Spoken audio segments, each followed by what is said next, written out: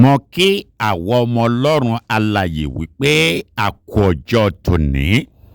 Àlàáfíà Ọlọ́run a máa bá wa gbé ní orúkọ Jésù. Gẹ́gẹ́ bí ẹ ti mọ̀ ní ẹnujọ́ mẹ́ta yìí pé mi ò ní ṣaláìsọ nípa bàbá mi Jósẹ́fù Ayodele Babalola, Apostle Ọlọ́run ọ̀gá ògo, èyí tí Ọlọ́run lò takuntakun ní 1930. A máa pe bàbá ní Olomi Iye.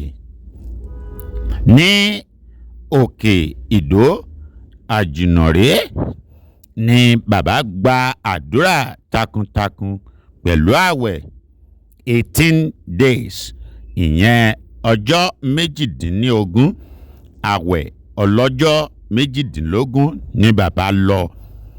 Ní ìgbà tí bàbá sì máa fi gba àwẹ̀ náà tán, bàbá ní okun nínú ẹ̀mí, ṣùgbọ́n nítara ni kò sí okun láti sọ̀kalẹ̀ lọ bu omi mu àti láti fi wẹ̀.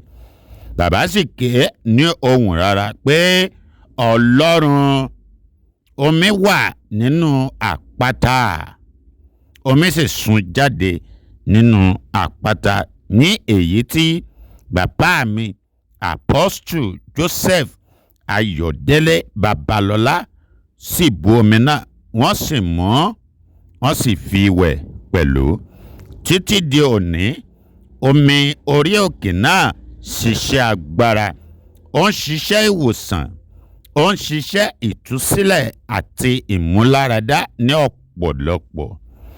Àìmọye ọ̀pọ̀lọpọ̀ ènìyàn ni ó ti bu omi yìí tí wọ́n sì jẹ́rìí sí agbára Ọlọ́run, tó bẹ́ẹ̀ tí ògo Ọlọ́run sì ń farahàn títí di òní olónìí. Ògo ni fún Ọlọ́run.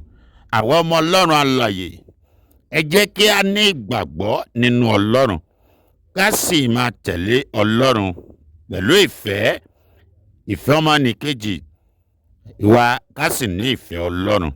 Yóò dára fún ìmọ̀ àtìrẹ ní orúkọ Jésù. Amójú ẹ̀rọ wa, ẹ bá wa gbé orin wa sókè. Àbálọ́lá olómi ìyèrè o. Omi iye, ìyèrè o, omi iye. Jésù Kristi olómi ìyèrè o. Omi iye, ìyèrè o, omi iye. Wà lájú afọ́jú. Omi iye, ìyèrè o, omi iye. Wà jí òkú dìde o. Omi iye, ìyèrè o, omi iye.